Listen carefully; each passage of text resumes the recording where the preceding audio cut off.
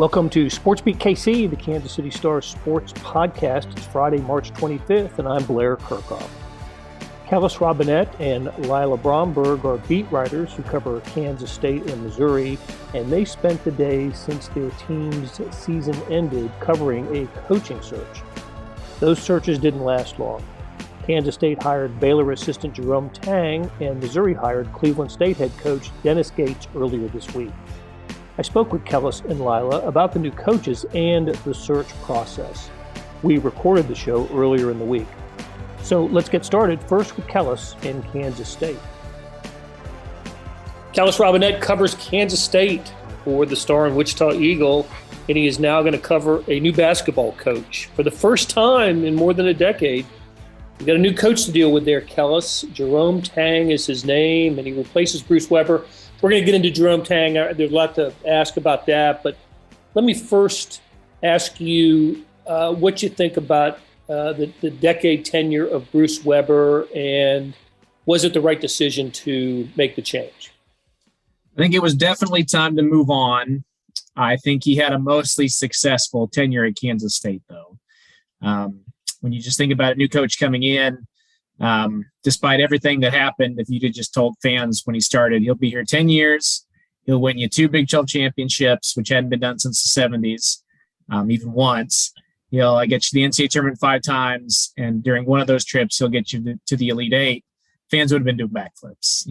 That's a really, the highs are remarkable. The new coach, Jerome Tang, if he comes in and can do that, people will be just as, people will probably be happy once again. Those are some very difficult highs to match. The problem with him is just he never really could sustain it year after year after year. He'd have 2 good years in a row, 2 bad ones, 3 good years in a row, 3 bad ones. And the bad ones just piled up too much lately in big-time college sports anymore.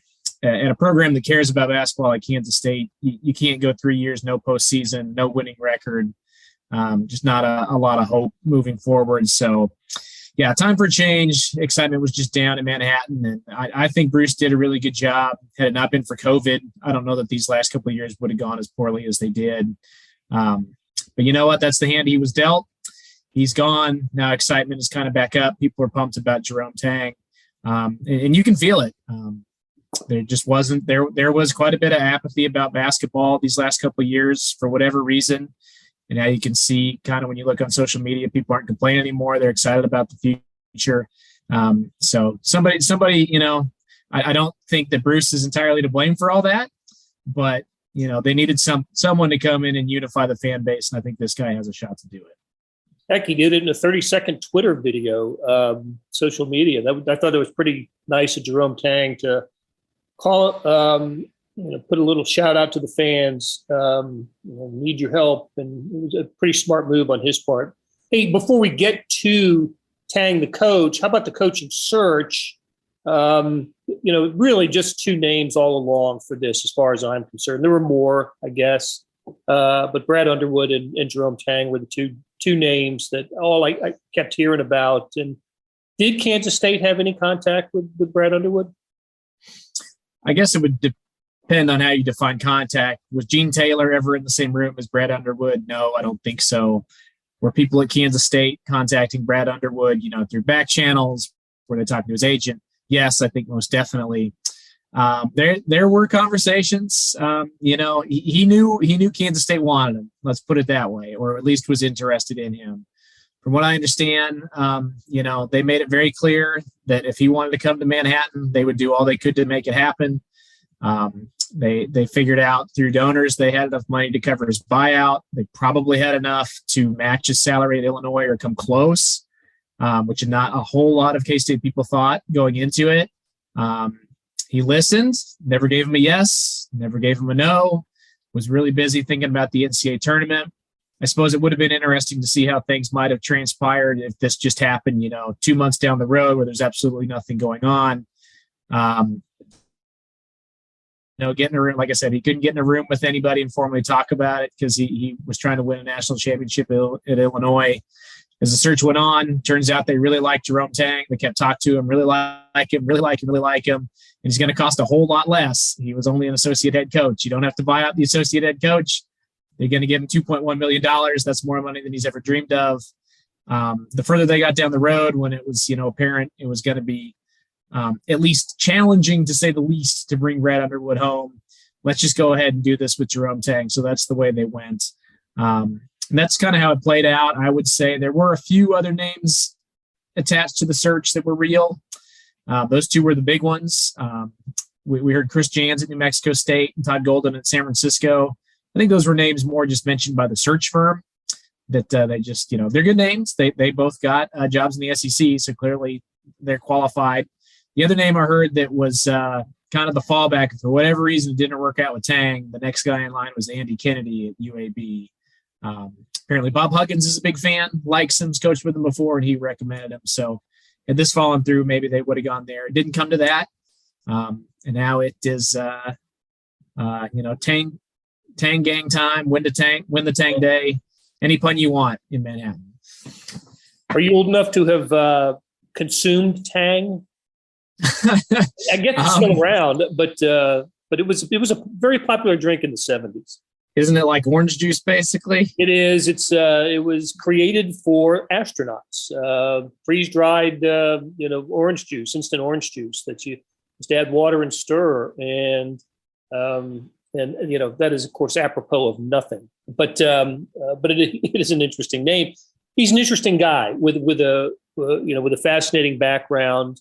Let's start with the obvious stuff. 19 years on the bench at Baylor.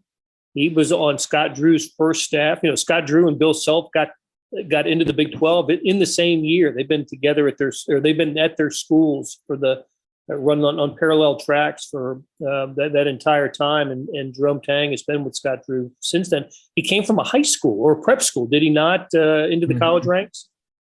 Yeah, he was coaching at a Christian school in Houston, Texas at a very young age, early 20s. And, kind of surprisingly had a lot of success there. Didn't have many resources, but got kids to his school, coached them up. I think won one or two state championships there. And Bill Self had a story today that said he recruited one of his guys when he was at Oral Roberts and he was just getting started. Scott Drew recruited, or at least wanted, some of his players, and kind of vice versa. Tang wanted Drew to, if there were players that he was getting from other parts of the country or other countries, he wanted to have them move here and play for him. So he'd have them in high school, then he'd have them in college. And kind of through those conversations, they hit it off. They had a long interview in Waco. They had a long interview at his house in Houston, and kind of out of the blue, Scott Drew just said, "You know what? Let's do this. You should join my staff. I think you can recruit. I think you'd be a good help here." Didn't even have a college degree. Didn't really go to college, and he said, "Yeah, I'll do it. And even to sweeten the pot, if you hire me, I'll go back to school and get my bachelor's degree someplace, so that as we go on, I'll be more accomplished in everything." So it's a cool story. He's a self-made guy, born in Trinidad. So he's from the islands, apparently a good cook, makes a lot of spicy Caribbean food, likes to have pool parties at his house. Scott Drew said today he'll take out trash cans and bang them like they're Jones before practice to fire players up. So a very unique guy, and took an extremely interesting path, both to Baylor and now to Kansas State. He's 55 years old and has not been a head coach at the division at the college level. So, when we look at candidates for coaching searches, we tend to look at, at this level, at the Big 12 level, you look at the sort of the successful guys at mid-majors, and you said a few of those were involved, and you don't always look at the at least in recent years the top assistant at high-level programs, but even that's changed a little bit now. With Arizona hiring Lloyd from Gonzaga, with guy with no head coaching experience, and Arizona with in the Sweet 16 having a great season. There just seems to be more of that happening now, and what better credential than the top assistant for the program coming off a national championship season last year. What about Tang's coaching chops? That's, again, without head coaching experience, we don't know, what his philosophies are. I guess his philosophies are Scott Drew's to any extent that we know of, right? And Scott Drew famously is switched from a primarily a zone defensive guy to a man-to-man guy, and ended up using his team's athleticism to his advantage. Do we know what Jerome Tang is about as a coach, or do we have to wait and see when the season starts? I can't tell you right this second what offense he's going to run. I can't tell you right now what defense he's going to run. I would assume it is similar to what we saw at Baylor. I would think some of it would depend on the assistants he brings in and what vision they have for things. But from what I can tell, next season, if he can get Kansas State's core players back, he's going to want to get the ball to Nigel Pack and Marquise Noel and let them cook. And have everybody else kind of flow in there. I know he really likes to have big athletic wings, big guys. And those are two things Kansas State hasn't always had in the Weber era. They had some, when they had Dean Wade, things were looking really good. But other than that, I'm thinking on the wing, they had a good guy in Wesley Iwundu. They've had some success there, but I would think you're going to see more of a pivot to that. Just some, find some athletes first, teach them basketball later, that kind of thing. But I'm excited. I mean, you saw what they showed at Baylor. For years and years, they were stuck in their ways. Let's just do this one zone defense. And they learned that, hey, you can adjust and win doing other things. I think Jerome Tang will be open to that. So, it's kind of an unwritten book right now, what his style is going to be. We'll see.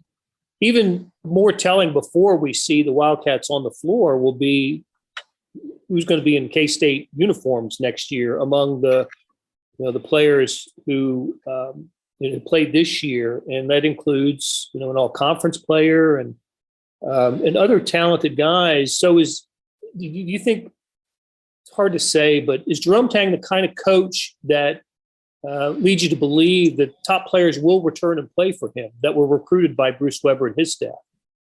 I mean, right now, I would think the players that he wants to stick around probably will. There's no guarantee, but you can kind of tell. I know as the search was going on, every time I tweeted something about Jerome Tang and them maybe being close or coming, I noticed Marquise Noel was quick on Twitter liking it. If you go to his Instagram, he was pretty pumped. He said, welcome coach, let's get going right as it happens. So especially having him already transferred in, I think he's good to stay. I think he'll be the point guard next year. Nigel Pack was a little less enthusiastic, but he shared some stuff on social media too that was pro Tang. It seems like at least he's coming in and they want to meet him. I thought it was telling that not a single Kansas State player entered the transfer portal during the coaching search. You don't see that a lot of places. Some people, if they're just super loyal to one coach, they'll exit and leave. But I think these guys kind of knew what was happening. And Gene Taylor to his credit, did a nice job of telling him when they did let Bruce Weber go, hey, look, I'm going to bring in a very qualified coach, somebody who can take you guys to the next level. Meet him before you decide. Give us a chance to win you over before you do anything. Will there be transfers? Yes, it's inevitable. It happens all over college basketball. But I would say right this second, I would feel pretty good about those all-conference players. Pack coming back, Noel coming back. I think Ishmael Massoud will be back again. He's another transfer, so it'd be harder for him to leave. After you get past that, it's a little bit more wishy-washy. I don't think there's anybody else. And this is a problem. This is why Bruce Weber wasn't retained. There's nobody else on the roster. You're just dying to be back, right? After Pack and Noel, maybe Massoud, you're not down on your knees telling any of these guys, hey, please, you got to stay for us next season. So they'll have some conversations. We'll see what happens. So what does basketball success at Kansas State look like? We started this conversation with kind of defining the Bruce Weber tenure and two conference championships in a decade. That's pretty good stuff for K-State, but the lows were low. I look at that program and think it should never be at the bottom of the Big 12. Now, somebody has to be there, and Kansas State was there this year. But What does it look? How many NCAA tournaments over how long a period do we think spells a successful run for Kansas State? And that's a great question. For me personally, I think it's getting to the NCAA tournament more often than not. So like 3 out of 5 years, 6 out of 10 years. I think that's reasonable. Obviously fans will push for higher, 8 to 10, 9 to 10. But look, nobody in the Big 12 is doing that. Outside of Kansas, maybe Baylor, everybody has bad years. West Virginia was dead last in the Big 12 this year. It happens. It stinks, but it happens. So I think, I think that's a good barometer. NCAA tournament half the time, a little more than half the time is acceptable. When you're having your best years, you're up there at the top of the standings. You're pushing for a run. You're pushing for a trophy. I think the thing people really want to see is when you have your down years, is then it needs to be more like what we saw this year. The team's fighting to the end. They're in every game. They beat some solid teams along the way. Yeah, they missed the NCAA tournament, but they're on the bubble till the bitter end. You give people something to be excited about. I think when they're still making the NIT, they're still winning, fit somewhere between 15 and 18 games every year. I think people can mostly live with that. It wasn't really until you saw the wins dip all the way down to 10 and below with Bruce Weber that people started to say, really get agitated and we can't have this anymore. So, 15 wins kind of at a minimum, NCAA tournament more than half the time, and, still a shot at NIT in your down years. I think people would be very happy with that. I don't know, Kellis. I think there's a new verb that's been coined this year that when teams have bad years, they need to Otzelberger their way to a winning season the next year after TJ Otzelberger inherits a 2-22 team at Iowa State and takes them to the Sweet 16 the next year. That's an incredible achievement for him and that program. I would never have guessed that kind of success at Ames this year. But it proves that it can happen. It can happen in Kansas State. Nobody was down like Iowa State was this year. But with the right coach and the right roster, fortunes can reverse. And that's the magic of the transfer portal. If you're down, you can reload awful fast. And one thing I have heard, you bring up Otzelberger. What's one thing him and Tang have in common? They've got experience as Big 12 assistant coaches. So Coach Oz came to Iowa State. He knew how things went, what it takes to win, used the blueprint, got him right back. There's definitely some optimism that Tang can do the same thing. All right, good stuff, Kellis. Enjoyed catching up with you, and we will do it again soon. Hey, it's Blair. We have a special subscription offer for SportsBeat KC listeners, unlimited digital access to the Kansas City Star's award-winning sports coverage. Sign up now for 1 year of Sports Pass for access to all the sports news, features, and columns presented on the kansascity.com site, and it's only $30. That's a 40% savings off our regular rate. Your subscription will automatically renew after the initial term at $50 unless you tell us to cancel. Your subscription helps support the sports coverage of kansascity.com and the Kansas City Star, and that support has never been more important. Please visit kansascity.com/SportsBeatKC offer to get this special offer. And as always, thanks for listening. Lila Bromberg covers Missouri for the Kansas City Star, and there is a new basketball coach in Columbia. Dennis Gates is his name. He came from Cleveland State and had his introductory press conference on Tuesday. I thought he did well. We always talk about winning and losing the press conference. To me, Lila, you either you win it by not losing it, and I thought he did a good job. My favorite line from the press conference was, "You may not have recruited me, or you may not have sought me out, but I recruited you," or words to that effect. I just thought that was a nice thought. What were your initial impressions of Dennis Gates?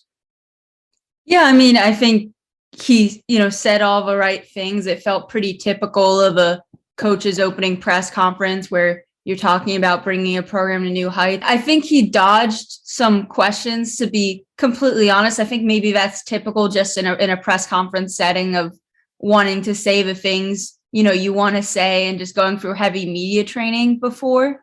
But for the most part, I think he made a good impression. Definitely some lofty goals and expectations. I wrote about how, you have all these people under banners for NCAA tournaments, which is not really something that programs who've, won at a high level do, and no Final Four banners. The last conference championship banner for regular season is from the 90s. And, they're talking about these goals of winning a national championship. So at times it seemed, pretty lofty, but I think he made a good impression. Everyone seems to be really excited about him, especially his ability as a recruiter. I've heard he's very detail oriented. So, it's always good things to start a tenure and to start a press conference, but we'll see how that actually pans out. Yeah, those recruiting chops were on full display at Florida State, where he was an assistant under Leonard Hamilton for, was it 8 seasons, I believe, at 8 seasons. Yeah, at Tallahassee. And we'll get into that more in a little bit. But I want to talk about the hiring process. You and I talked, when Conzo Martin was relieved of duties, and we tried to come up with a list of names of obvious candidates. And I think we ended up identifying, and you certainly did, identifying some folks that we believe Missouri talked to. But on our initial list, Dennis Gates wasn't on there. And he wasn't on anybody's, really, that I saw. I did not see his name. I consider that a fail on my part to not identify him. But he wasn't part of that group of, McCaslin at North Texas and Golden at San Francisco and, McMahon at Murray State. He wasn't part of that group that was being, whenever an opening arrived, we kind of that same group of coaches, along with some others, of course, would, you'd put their names out there for that job. But what we didn't know, or what I didn't realize, was there was a connection between Gates and Missouri athletic director, Reed Francois, Desiree Reed Francois. And if you weren't, if you didn't know the backgrounds, Gates never worked for her, but they were in the same conference, and that's where he made an impression on her. Yeah, and first off, I've been kicking myself because I was writing this article, finishing this candidates article. I think we were at the Big 12 tournament. I was doing Mizzou coverage from there, doing 2 different beats at once, and I had the name Dennis Gates on one of my lists, and the list had gotten so long at that point that I was like, okay, we don't need to put another name on it. It was already, 6 or 7 names, whatever it is. And I was like, it might be a bit too much to have one more name. And I left that name off, and I've been kicking myself about it since. But yeah, so Desiree was at Virginia Tech while Dennis Gates was at Florida State. She was there from, I believe I had written 2014 to 17, and he was at Florida State for, like we said, 8 seasons, which included that time there. And so, basically she was talking about how as an athletic department at Virginia Tech, they were just kind of wondering how Florida State was continuing to churn out these really good teams and produce really good talent. And so she started asking around about how they were being so successful. And everyone brought up Dennis Gates and his ability to recruit. And then when she moved on to UNLV, she kept his name on a list, knowing she might need to one day make a basketball hire. And if you look at the reporting of how she hired TJ Alselberger when he was at UNLV, she did a very similar thing with him, where he had come on her radar, I believe, from watching a tournament game or something like that, and had written his name on a list and kind of just kept it for when she might need it in the future. So that's kind of something she's shown to do throughout her career. And then they started the process of looking at head coaches here and created a profile of who they wanted as a candidate. And the more they interviewed him, it seemed like he really fit those boxes. That's some good ADing there, if you ask me, that you kind of make a mental note of opponents that are doing well, and you look at their coaches, and And yeah, I think that's all credit to Desiree for having that, that memory of Dennis Gates. So he's at Florida State, and there's a run of unsuccessful seasons there, but then they turn it around, and they're not only are they NCAA tournament teams. There's one team, the one in 2020, that got to number 4, and I think they were number 4 they won the ACC regular season. Got to number 4 in the AP poll, but that was the pandemic year when everything, postseason tournaments were all canceled. Florida State easily could have made its best, run since I don't know, 40 or 50 years when they were in the national championship game. But what Dennis Gates gets credit for helping shape those teams, does he not? Yeah, and actually, over the weekend, I talked with Charlton Young, CY Young, who was he's still an assistant at Florida State, and he was an assistant with Dennis Gates there. And he was telling me how Dennis Gates was really just vital in all of their recruiting efforts. He played a huge role for the team in that regard. And also, Leonard Hamilton let him have a lot of freedom and responsibilities in what he was able to do as an assistant and then associate coach. He was an associate coach by that time. He wasn't on the team in the 2020 season. He was already at Cleveland State at that time. He left for Cleveland State in 2019. But in the time before then, he was responsible for a lot of the players that were on that team, and in recruiting a lot of that talent. So, I mean, you look at really, all the guys that they've been able to have there under his tenure in terms of who they're able to recruit. You look at a guy like Terrence Mann, who's in the NBA right now, is one of them. Jonathan Isaac is another one who is in the NBA now. And I feel like I'm going to botch this name, so apologies in advance, but Mafundo Kamangeli was one of the kids that wasn't a 4 or 5 star in that class. He was not a highly touted recruit in 2016, and only had one scholarship offer from Binghamton, and Gates scouted him and saw him. And that was something that Young said to me, is that he not only was really able to go and land a lot of these 4 and 5 stars, which also includes guys like Malik Beasley and Dwayne Bacon, but he was able to really be able to see diamonds in the rough and see guys who maybe weren't getting scouted enough, but he really thought could be potential. He saw this guy as a pro from the beginning, even though he was like a 2-star recruit at the time that he offered him. We've already seen some transfer portal news, haven't we? Yeah. So from my understanding, it's a bit unclear when they entered the portal, whether it was before or after Dennis Gates had that talk in the morning, because it takes some time for the paperwork to process. But right now you have Javon Pickett, who was in his senior year anyway. He had a COVID year of eligibility remaining and hadn't determined whether he was going to stay around for another year. So he entered the portal as coming off the best year of his career. And then really the big one is Trevin Brazil, who just had a really, really good freshman season. His athleticism, his wingspan, his vertical leap is off the charts.